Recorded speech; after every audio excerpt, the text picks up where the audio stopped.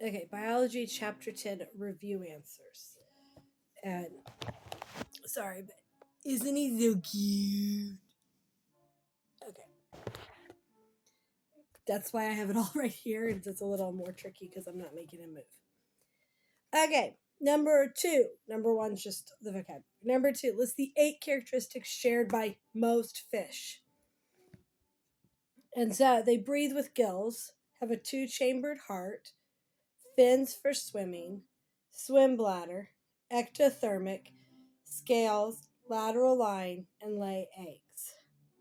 And it suggests looking back at figure 10 too if you need help with this. Number 3, what is the function of the swim bladder? The swim bladder allows the fish to change depth, so it's just like an empty air sac, and it can fill with air to give it more buoyancy or release air and have less buoyancy, so it helps it be able to move up or down in the water column. And what about the lateral line? The lateral line senses vibrations in the water, which helps it find food or avoid prey. 4. What are agnathans also called? They are also called jawless fish. What 2 specific types of agnathas were covered in the book? Lampreys and the hagfish. What are the differences between them when it comes to the mouth? Lampreys have teeth in their mouth, while hagfish have a rasping tongue, and the mouth is surrounded by tentacles. 5. What are chondrichthyes also called? They are also called cartilaginous fish. And they include sharks, rays, and skates. Number 6, in terms of their endoskeleton, what do agnathans and chondrichthyes have in common? Their endoskeletons are made of cartilage and not bone. So even though they're in the vertebrates, they do not have bones. 7. What is the name of the structure that sharks use to detect electrical fields? They use the ampullae of Lorenzii.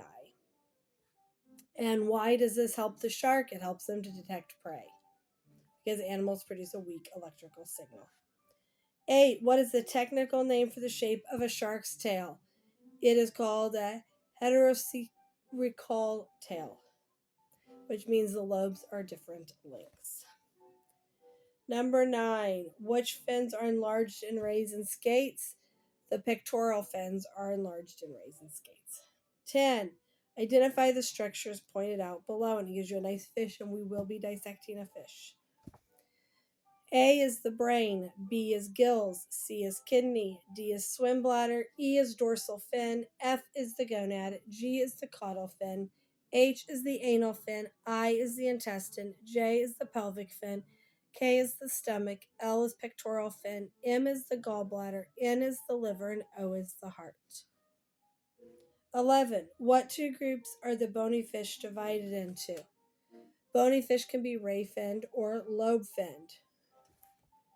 What is the main difference in them?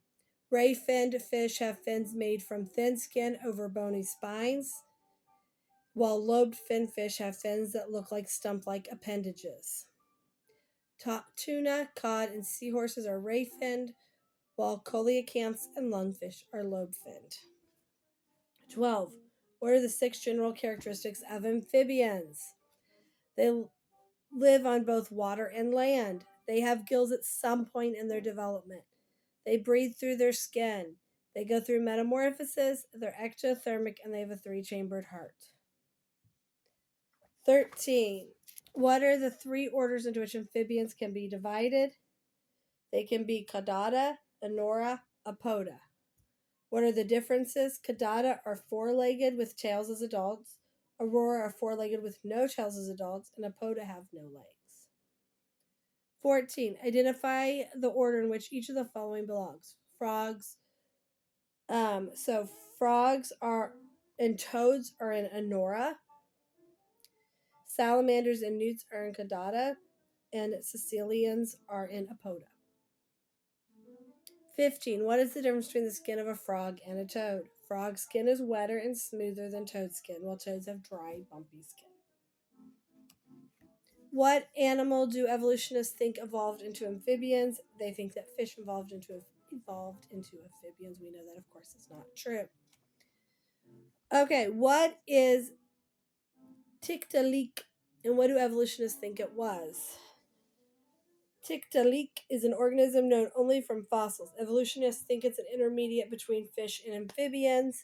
The problem is that similarities are few, and the fossil appears in rocks younger than the tetrapod tracks. Now, I won't be asking questions. I think the evolutionists, like the evolutionary concerns, is that what they call it? Yeah, basically their evolutionary concern sections. I think those are interesting and worth reading, but I won't be testing over those specific concepts. Okay. So that's those answers.